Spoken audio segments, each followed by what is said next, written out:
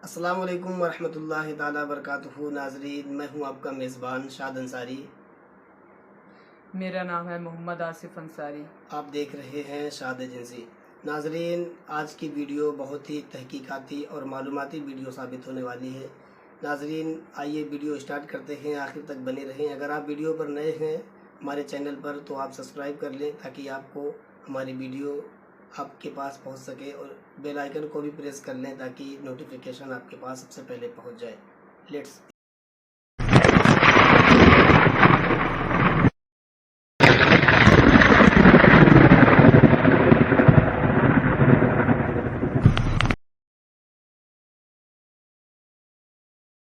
ईद आने वाली है और बकरा ईद के मौके पर मुसलमान जानवरों की कुर्बानी देने वाले हैं।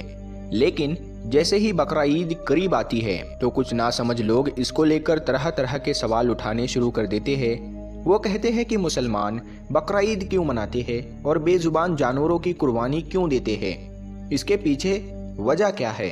आज की इस वीडियो में हम आपको बकरी ईद को लेकर पूरी मालूमात देने वाले हैं और आपको बताने वाले हैं कि मुसलमान बकरा ईद क्यों मनाते हैं और इस दिन जानवरों की कुर्बानी क्यों दी जाती है। इसीलिए आज का ये वीडियो आप सभी के लिए बहुत ही खास है। आप हिंदू हो या मुसलमान, आप इस वीडियो को आखिर तक जरूर देखें और मेहरबानी करके इसे शेयर भी कर दे ताकि बकरा ईद आने से पहले पहले ये वीडियो और भी लोगों के पास में पहुंच जाए। तो चलिए शुरू करते हैं। प्यारे दोस्तों, जैसा कि आप सभी को मालूम है कि हर त्योहार को मनाने के पीछे कोई ना कोई वजह या कहानी जरूर होती है। उसी तरह से बकरा ईद को मनाने और कुर्बानी देने के पीछे भी इस्लाम में एक वाक़िया है। याद रखें, अल्लाह ताला अपने महबूब बंदों से यानी कि अपने नबी और पैगंबरों से बहुत मोहब्बत किया करते हैं और वक्त वक्त पर उनका इम्तिहान भी लेते रहते हैं। इसी तरह से एक बार हज़रत इब्राहीम अलैहिस्सलाम का भी इम्तिहान लिया गया।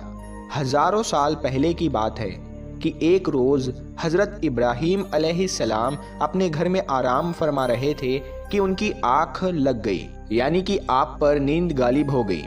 तभी आप अलैहिस्सलाम ने अपने ख्वाब में देखा कि अल्लाह ताला आपसे फरमा रहा है, ए इब्राहीम, आप अपने सबसे प्यारी और अजीज चीज को मेरी राह में कुर्बान करो। प्यारे दोस्तों, याद रहे, नबियों और पैगंबरों का ख्वाब कभी भी झूठा नहीं हो सकता। इसीलिए हजरत इब्राहीम अलैहिस्सलाम ने ये ख्वाब सच जाना और अपनी अजीज चीज को अल्लाह की राह में कुर्बान करने के लिए तैयार हो गए। उस वक्त हजरत इब्राहीम अलैहिस्सलाम के पास में काफी तादाद में ऊंट हुआ करते थे। इसीलिए सुबह होते ही आपने उन ऊंटों में से 100 ऊंटों की कुर्बानी दे दी, यानी कि 100 ऊंट अल्लाह की राह में कुर्बान कर दिए।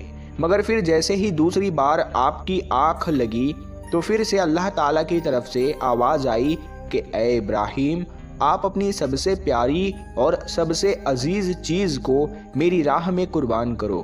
तो इसीलिए फिर दूसरे दिन हज़रत इब्राहीम अलैहिस्सलाम ने 200 ऊंटों की कुर्बानी दे दी, यानी 200 ऊंट अल्लाह की राह में कुर्बान कर दिए। मगर फिर तीसरी रात जैसे ही आपकी आँख लगी तो अल्लाह ताला की तरफ से फिर से वही आवाज़ आई कि ए इब्राहीम, आप अपने सबसे प्यारी और सबसे अजीज चीज़ को मेरी राह में कुर्बान करो। ये सुनकर आप अलैहिस्सलाम सोचने लगे कि मेरे लिए सबसे प्यारी और सबसे अजीज चीज़ तो मेरा बेटा इस्माइल है। आप सोचने लगे कि अल्लाह ताला कहीं ये तो नहीं देखना चाह रहा कि मैं सबसे ज़्यादा प्यार अपने फर्जंद यानी कि अपने बेटे इस्माइल को करता हूँ या फिर अपने खाली की हकीकी से करता हूँ। प्यारे दोस्तों, हम आपको बता दें कि हज़रत इब्राहीम अलैहिस्सलाम और हज़रत हाजरा का सिर्फ एक ही बेटा था और वो भी काफ़ी दुआ और मन्नत करने के बाद में अल्लाह ताला ने आपको बुढ़ापे की उम्र में अता किया था। इसीलिए हज़रत इब्राहीम और हज़रत हाजरा अपने बेटे इस्माइल से बहुत प्यार किया करते थे। मगर जैसे ही आप अलैहिस्सलाम ने अल्लाह का ये हुक्म सुना तो आपने ये इरादा कर लिया कि वो अपने सबसे अजीज़ चीज़ और सबसे प्यारे बेटे इस्माइल को अल्लाह की राह में कुर्बान कर देंगे। इसीलिए फिर दूसरे दिन हज़रत इब्राहीम अलैहिस्सलाम ने अपनी बीवी हज़रत हाजरा से कहा, ए हाजरा, अपने बेटे को गुस्ल कराओ, नए नए कपड़े पहनाओ और खुशबू लगाकर बिल्कुल दूल्हे की तरह तैयार कर दो। आज हम अपने एक दोस्त के घर पर दावत पर जा रहे हैं। ये सुनकर आपकी बीवी हजरत हाजरा बहुत खुश हुई और खुशी खुशी से अपने बेटे हजरत इस्माइल को तैयार कर दिया। फिर जब हजरत इब्राहिम अलैहिस्सलाम अपने प्यारे बेटे इस्माइल को लेकर फिलिस्तीन से मक्का की तरफ रवाना होने लगे, तभी आपके घर में एक शैतान दाखिल हुआ और वो आपकी बीवी हजरत हाजरा से कहने लगा, ऐ हाजरा, क्या तुम्हें पता भी है कि तुम्हारे प्यारे बेटे को कहाँ पर ले जाया जा रहा है? तुम्हारे बेटे को तुम्हारा शोहर किसी दोस्त के घर दावत पर नहीं ले जा रहा है, बल्कि तुम्हारे प्यारे बेटे इस्माइल को कुर्बानी करने के लिए ले जाया जा रहा है, यानी कि मारने के लिए ले जाया जा रहा है। ये सुनकर हजरत हाजरा ने कहा, मैं अपने इब्राहिम को अच्छी तरह से जानती हूँ, भला एक बाप अपने बेटे को क्यों मारेगा? तो ये सुनकर शैतान ने कहा कि तुम्हारे शोहर इब्राहिम ने एक ख्वाब देखा है जिसमें अल्लाह ने तुम्हारे प्यारे बेटे इस्माइल की कुर्बानी मांगी है, इसीलिए इब्राहिम इसको कुर्बानी करने के लिए ले जा रहे हैं। तो ये सुनकर आपकी बीवी हजरत हाजरा फक्र से कहने लगी, ऐ शैतान, तुम पर लानत हो, अगर मेरा बेटा अल्लाह की राह में कुर्बान होने के लिए जा रहा है तो मेरे लिए इससे बड़ी खुशी की बात और क्या होगी। ये तो मेरा एक बेटा है, अगर मेरे पास हजारों इस्माइल भी होते तो मैं खुशी खुशी उनको अल्लाह की राह में कुर्बान होने के लिए भेज देती। ये सुनकर फिर शैतान हजरत इस्माइल के पास गया और कहने लगा, ऐ इस्माइल, क्या तुम्हें पता भी है तुम्हारे बाबा तुम्हें कहाँ लेकर जा रहे हैं? वो तुम्हें किसी दावत में नहीं बल्कि तुम्हें मारने के लिए ले जा रहे हैं। वो तुम्हें अल्लाह की राह में कुर्बान करने के लिए ले जा रहे हैं। तो ये सुनकर हजरत इस्माइल अलैहिस्सलाम ने फरमाया कि अगर मैं अल्लाह की राह में कुर्बान हो जाऊं तो मेरे से बड़ा खुश नसीब फिर कौन होगा। ये सुनकर शैतान बहुत मायूस हुआ, इसीलिए फिर वो हजरत इब्राहिम अलैहिस्सलाम के पास पहुंचा और कहने लगा, ऐ इब्राहिम, अपने प्यारे बेटे को कुर्बान करने के लिए क्यों ले जा रहे हो? तुम्हें पता भी है कि तुम्हारी यह कुर्बानी अल्लाह की बारगाह में कबूल होगी भी या नहीं? और दूसरी बात, जब तुम अपने इस बेटे को कुर्बान कर दोगे तो फिर बुढ़ापे में तुम्हारी खिदमत कौन करेगा? बुढ़ापे में तुम्हारी देखभाल कौन करेगा? ये सुनकर फिर हजरत इब्राहिम अलैहिस्सलाम ने कुछ पत्थर उठाए और शैतान को लानती कहकर मारने लगे। ये देखकर शैतान वहां से भागने लगा। दोस्तों, कहा जाता है कि तभी से मक्का में हज के दौरान शैतान को पत्थर मारा जाना शुरू हुआ। इसी वजह से हज के दौरान शैतान को पत्थर मारा जाता है। फिर हजरत इब्राहिम अलैहिस्सलाम अपने बेटे को साथ लेकर वहां से चल दिए और आगे बढ़ने लगे। थोड़ी दूर जाने के बाद में आपने अपने बेटे से फरमाया, ऐ इस्माइल, क्या तुम्हें पता भी है कि हम आपको अल्लाह की राह में कुर्बान करने के लिए ले जा रहे हैं? तो ये सुनकर आपका बेटा हजरत इस्माइल अलैहिस्सलाम कहने लगे, बाबा जान, इससे बेहतर मेरे लिए और क्या होगा कि मुझे अल्लाह की राह में अल्लाह के एक नबी कुर्बान करने के लिए ले जा रहे हैं। लेकिन बाबा, मेरी एक इल्तिजा है, जब आप मेरा गला काटोगे तो आप वो देख नहीं पाओगे, इसीलिए पहले आप रस्सी से मेरे हाथ और पाँव को अच्छी तरह से बांध लीजिए।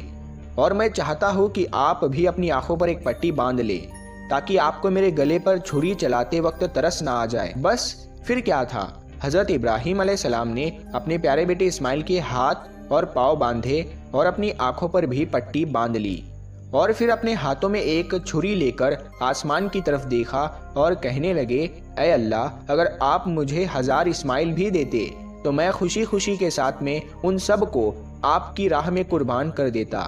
ये कहकर आप वो छुरी अपने बेटे इस्माइल के गर्दन पर चलाने लगे तो इतने में अल्लाह ताला ने फरमाया, ऐ जिब्राइल, जल्दी से जाओ, जन्नत से एक जानवर को लेकर जमीन पर जाओ और इस्माइल को वहां से हटाकर उसकी जगह वो जानवर को रख दो। इब्राहिम इम्तिहान में कामयाब हो गया है। जैसे ही हजरत इब्राहिम अलैहिस्सलाम ने गर्दन पर छुरी को फेरा तो खून बहने लगा, मगर उसके बाद में आपने जैसे ही अपनी आंखों से पट्टी को हटाया तो आपने देखा कि आपके पास में ही आपका बेटा इस्माइल सही सलामत खड़ा हुआ है। फिर आपने जैसे ही नीचे की तरफ देखा तो आपने देखा कि उसी जगह पर एक दुम्बा, जिसको हम भेड़ कहते हैं, वो कुर्बान हो चुका है। ये देखकर हजरत इस्माइल अलैहिस्सलाम ने अल्लाह का शुक्र अदा किया। इतने में गैब से आवाज आई, ऐ इब्राहिम, तुम्हारा ये इम्तिहान क़यामत तक याद रखा जाएगा और तुम्हारी सुन्नत को ईमान वाले लोग हर साल याद रखेंगे और हर साल अल्लाह की राह में कुर्बानी पेश करेंगे। प्यारे दोस्तों, तभी से बकरा ईद के मौके पर कुर्बानी का ये सिलसिला शुरू हो गया और ईद के 2 महीने 10 दिन के बाद में बकरा ईद मनाया जाने लगा, जो हमारे देश भारत, पाकिस्तान और बांग्लादेश जैसे देशों में भी 3 दिन तक ये त्यौहार मनाया जाता है, जबकि गल्फ देशों में 7 दिनों तक ये त्यौहार मनाया जाता है, जिसमें दुम्बा, बकरा और हलाल जानवरों की कुर्बानी दी जाती है। याद रखें, कुर्बानी के गोश्त को 3 हिस्सों में बांटा जाता है। पहला हिस्सा गरीबों और मिस्कीनों में बांटा जाता है, दूसरा हिस्सा रिश्तेदारों में दिया जाता है और तीसरा हिस्सा खुद अपने घर में रखा जाता है। दोस्तों, ये थी हमारी आज की वीडियो कि मुसलमान कुर्बानी क्यों देते हैं। आपको ये वीडियो कैसी लगी हमें कमेंट में ज़रूर बताएं। वीडियो आपने देखा, बहुत ही तहकीकाती और मालूमाती वीडियो थी। उम्मीद करता हूँ कि वीडियो आपकी मेआर पर उतरेगी। इस वीडियो में जब हज़रत हाजिरा रज़ियल्लाहु ताला अन्हा को शैतान ने अगर कहा कि तुम्हारे बेटे इस्माइल को तुम्हारे शौहर हज़रत इब्राहीम अलैहिस्सलाम वो कत्ल करने के लिए लेके जा रहे हैं, तो आपको भरोसा नहीं होता है, तो दोबारा से जो है शैतान ने कोशिश की और कहा कि वो अल्लाह की राह में कुर्बान करने के लिए लेके जा रहे हैं। तो हज़रत हाजिरा ने कहा, इससे बड़ी खुशी की बात क्या होगी कि मेरे बेटे इस्माइल अलैहिस्सलाम को अल्लाह की राह में कुर्बान कर दिया जाए। जब शैतान वहाँ से नाकाम होता है तो उसके बाद जो है हज़रत इस्माइल अलैहिस्सलाम के पास पहुँचा। हज़रत इस्माइल से कहता है कि तुम्हारे वालिद साहब तुम जानते हो कत्ल करने के लिए लेके जा रहे हैं। तो हज़रत इस्माइल अलैहिस्सलाम जो है जब उसकी बात को नहीं सुनते तो कहते हैं कि शैतान कहता है कि अल्लाह की राह में तुम्हें कुर्बान करेंगे। तो हज़रत इस्माइल अलैहिस्सलाम का क्या खूबसूरत जवाब था। कहते हैं कि क्या ही अच्छा है कि एक नबी के हाथों से मैं कुर्बान हो जाऊं और अल्लाह की राह में। हमें इस वीडियो में यह मालूम होता है कि शैतान को जो पत्थर हज के दौरान पे मारा जाता है वो हज़रत इब्राहीम अलैहिस्सलाम की सुन्नत है, जो हज़रत इब्राहीम अलैहिस्सलाम ने उस वक्त उस शैतान को कंकरी से मारा था। तो नाज़रीन, उम्मीद करता हूँ ये वीडियो आपकी मेआर पर उतरी होगी। मैं फिर हाज़िर होऊंगा एक दूसरी वीडियो के साथ, ऐसे ही तहकीकाती और मालूमाती वीडियो के साथ। अस्सलामु अलैकुम वरहमतुल्लाहि वबरकातुहू।